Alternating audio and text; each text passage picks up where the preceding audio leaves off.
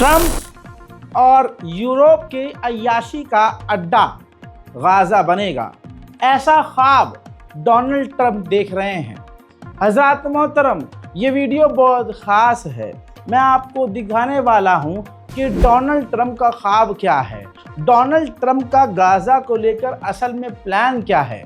हज़रात मोहतरम, Donald Trump ने आधिकारिक तौर पर एक AI जनरेटेड वीडियो जारी किया है, जिसके अंदर गाज़ा की ऐसी तस्वीर दिखाई है जैसा आप यूरोप देखते हैं वैसा ही गाज़ा नज़र आएगा। नंगापन, फूहड़ता, गंदगी।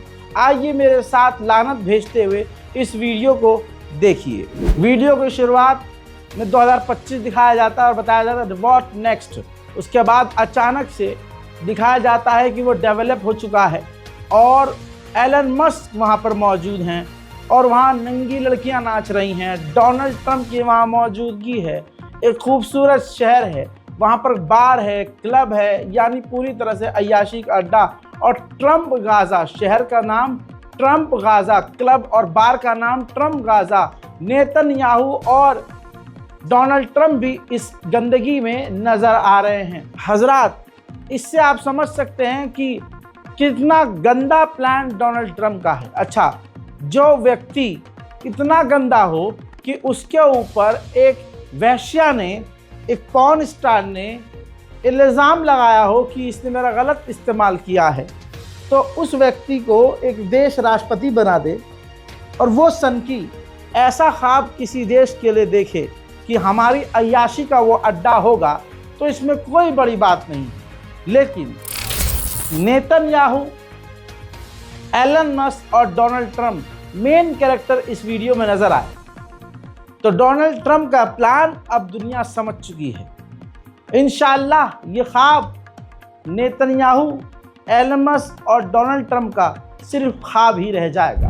हजरात, इसी के साथ ठंड की वजह से खान यूनिस के इलाके में एक और नवजात शिशु ठंड की वजह से मारा गया है। और अब ये अगली तस्वीर आप देख लीजिए। गजा के जबलिया के इलाके में जब मलबा हटाया जा रहा है तो लाशों पर लाशें और लाशों पर लाशें मिल रही हैं। इजराइल ने अचानक से इल्ज़ाम लगाया एक बार फिर से कि खान यूनिस के इलाके से एक रॉकेट लॉन्च हुआ है और वो रॉकेट वहीं फट गया।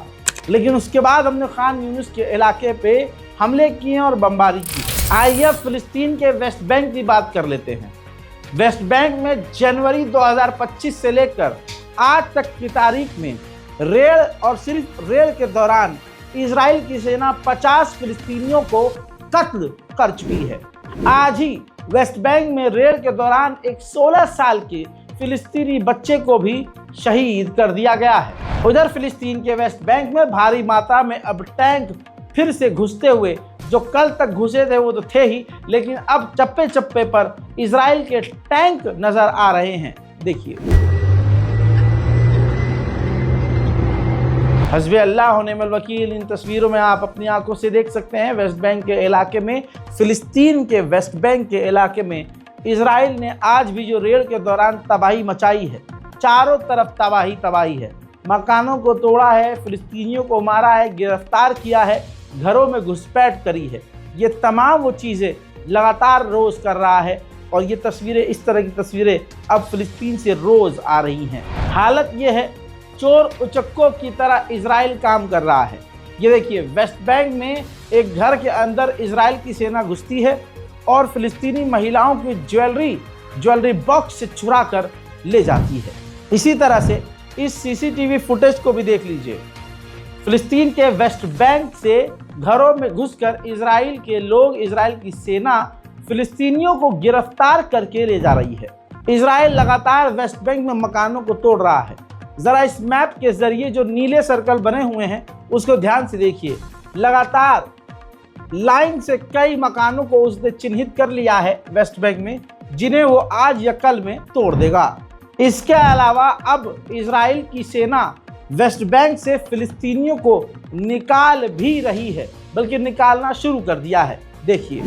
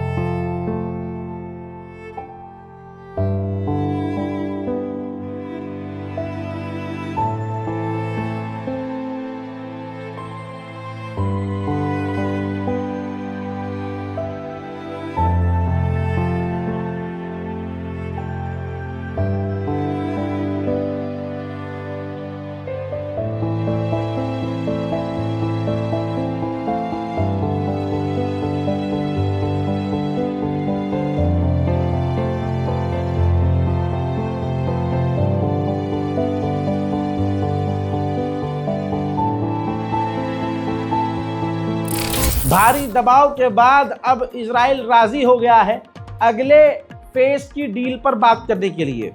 हाल फिलहाल में हमास एक बार और 4 इजरायलियों को रिहा करेगा, जिसके बाद भारी मात्रा में इजराइल फिलिस्तीनियों को रिहा करने के लिए राजी हो गया है। उधर फिलिस्तीन के समर्थन में ऑस्ट्रेलिया में लोग सड़कों पर उतरे हुए हैं।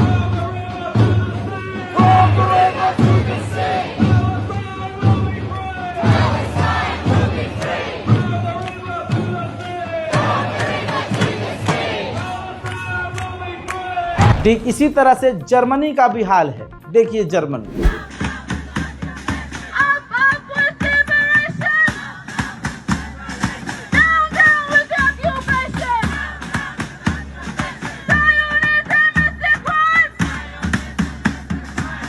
उधर इजराइल लगातार सीज फायर को तोड़ते हुए, तस्वीर देख लीजिए, सीज फायर को तोड़ते हुए लेबनान पर हवाई हमला करता है। कुछ ही देर पहले किया है और लगातार वो कर रहा है, एक बार फिर से सीज फायर को तोड़ते हुए। और इजराइल के इस हवाई हमले में एक लेबनीज आम नागरिक मारा गया है। इजराइल का एक बुलडोजर लेबनान में मकानों को तोड़ता हुआ मकानों के मलबे में फंसकर पलट गया, जिसे निकालने की कोशिश इजराइल घंटों तक करता रहा। देखिए।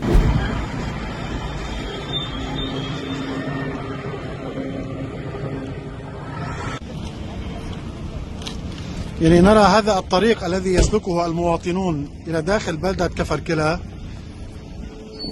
جرافة إسرائيلية تخطت الجدار عبر هذه الفتحة ودخلت إلى الأراضي اللبنانية واتقوها أثناء قيامها بعملية تجريف داخل الأراضي اللبنانية لأحد المنازل المدمرة. انقلبت على جنبها وهي الآن تحاول। बढ़ते हैं थोड़ा सीरिया की तरफ। सीरिया से एक्सक्लूसिव तस्वीर आपके सामने है। सीरिया के जो राष्ट्रपति हैं जोलानी, वो जॉर्डन पहुंचे थे और जॉर्डन के किंग उनको खुद रिसीव करने के लिए एयरपोर्ट पहुंचे थे।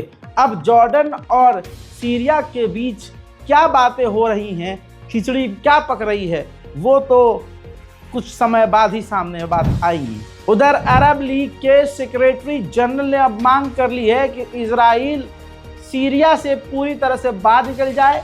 ये इंटरनेशनल लॉ का उल्लंघन इजराइल कर रहा है। जोलानी तो कुछ न उखाड़ सके, न मुंह से कुछ बोल सके, वहीं अब सीरिया के लोग सड़कों पर उतरकर नेतन्याहू, अमेरिका और इजराइल के खिलाफ प्रदर्शन कर रहे हैं और मांग कर रहे हैं कि इजराइल उनकी सरजमीन से बाहर निकल जाए।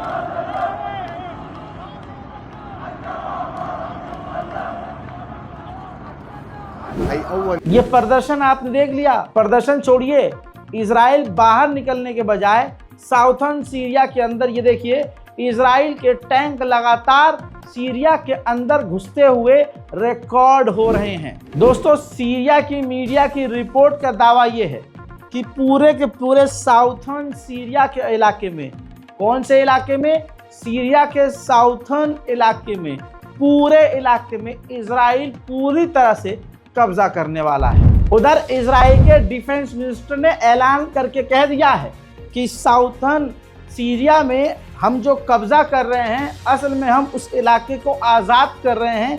यह हमारी नई पॉलिसी है। हम ये बता देना चाहते हैं कि अगर वहाँ पर किसी ने टांग अड़ाई, चाहे सरकार हो चाहे लड़ाकू ग्रुप, तो हमारी तरफ से जवाबी कार्रवाई ज़रूर होगी। दोस्तों, जोलानी सलवार पहन के इधर उधर घूमता हुआ आपको ज़रूर नज़र आएगा, लेकिन इजराइल से आंखें मिलाकर बात करने की उसकी औकात नहीं है। और अफसोस के साथ आप ही लोग जोलानी कर रहे थे। हजरात मोहतरम, मिडिल ईस्ट स्पेशल रिपोर्ट में ब्रेकिंग न्यूज़ में तमाम बड़ी खबरें अभी तक के लिए इतनी ही थी। फिर से आ रहा हूँ थोड़ी देर में और ताज़ा तरीन बड़ी जानकारियों के साथ। तब तक के लिए जय हिंद।